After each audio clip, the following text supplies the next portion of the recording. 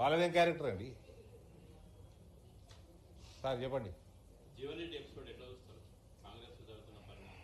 ఇప్పుడు ఇక్కడ జగిత్యాలు నియోజకవర్గంలో జరుగుతున్న పరిణామం అవుతుందో అది మంచి మంచాలకు అర్థమవుతలేదు.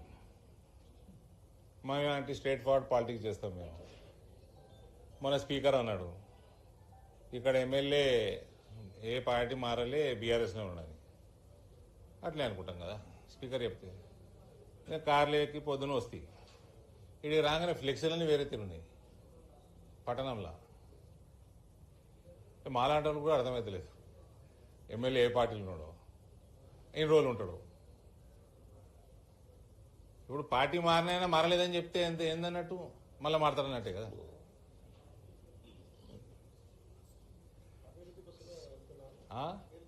అవు కరెక్టే, మేమందరం పిచ్చోళ్ళము. సో మా దగ్గర కూడా కార్పొరేటర్లు గెలిచి అభివృద్ధి కోసం పోయినరు, మళ్ళీ చేతులు కాల్చుకొని వచ్చారు. దేనికోసం వచ్చారు అంటే ఈయనే అభివృద్ధి అవుతాన్ని వచ్చారు కదా. ఇక బీఆర్ఎస్ ఉంటుందో లేదో మరి ఆయన్నే చెప్పాలి. ఇప్పుడు స్పీకర్ చెప్తే కూడా నమ్మటట్లేదు. రేపు కోర్టు చెప్పిన పాపం కోర్టు కూడా కన్ఫ్యూజన్ లేవన్నది. సో ఇదొకటి. ఇంకో పెద్ద నాయకుడు ఉండే ఇక్కడ ఎల్ రమణ గారు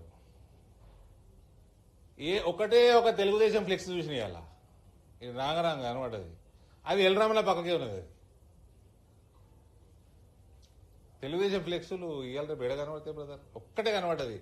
ఎల్ రమణ బీఆర్ఎస్ లో ఉన్న ఫ్లెక్స్ ఉన్నది, దాని పక్కకే అంటుకొని తెలుగుదేశం ఫ్లెక్స్ ఒకటి ఉన్నది. మన ఆయన ఈ ఫ్లెక్స్ లకి వెళ్ళి ఆ ఫోటో ఆ ఫ్లెక్స్ లకి ఎప్పుడు జారుతుందో కూడా తెలియదు. మళ్ళా అంటే ఆయన ఏ పార్టీలో ఉన్నదో తెలియదు, మీ ఎమ్మెల్యే పార్టీలో ఉన్నదో తెలియదు.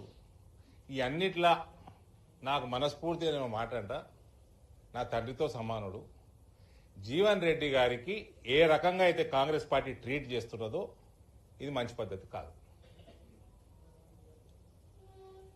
పార్టీలా పక్కన పెట్టేగా అటువంటి వ్యక్తిని ఈ వయసులో హింసించడం దానంత పాపం ఇంకోటి లేదు. ఆయనతోటి మాట్లాడవచ్చు, ఆయనని కన్విన్స్ చేసుకోవచ్చు. ఆయన పెద్ద టఫ్ క్యారెక్టర్ ఏం కాదు, పాపం మంచోడు, చాలా సౌమ్యుడు. ఇట్లా ఈ రకంగా మనక్షోభకి గురి చేయడం అన్నది ఇది కాంగ్రెస్ పార్టీ మంచి విధానం కాదు. నేను ఇప్పుడు ఎలక్షన్ల టైం కానీ నేను నిజంగా కూడా నాకు కూడా బాధ ఉంది. చక్కగా పోయి ఆయనను పోయి పలకరిద్దామని ఉంది. ఎలక్షన్స్ టైం కాబట్టి పోతలేను నేను, బాగుండదేమో, ఆయనకు కూడా మంచిది కాదు.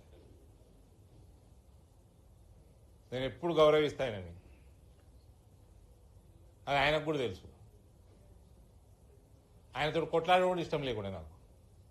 నేను లోపల అనుకుంటుంటే ఈ పెద్ద మనిషి ఇటు ఎందుకు వస్తుండు కరీంనగర్ వాళ్ళు, కానీ ఆయన కరీంనగర్కి ఎక్కువ సుపరిచితుడు, ఇక్కడికి ఎందుకు వస్తుండ అని అనుకుంటుంటే ఆయన వచ్చిండు, తప్పు చేసిండ్రు. సరే, వాట్ ఎవర్ ఇట్ ఈస్, ఆయన చేసిన జగిత్యాల ప్రాంతానికి చేసిన సేవ, రాజకీయంగా ఏ స్థాయికి ఎదిగిండో ఆయనని ఈ రకంగా ట్రీట్ చేయడం అన్నది ఇది మంచి పద్ధతి కానే కాదండి. మీకు ఎమ్మెల్యే మనుషులకు ఏమైనా టికెట్లు ఇవ్వాలి, ఎమ్మెల్యేని తీసుకున్నారు, ఆయన వచ్చిండు అభివృద్ధి కోసం వచ్చిండు. సరే, ఎంత అభివృద్ధి చేస్తారో చూద్దాం.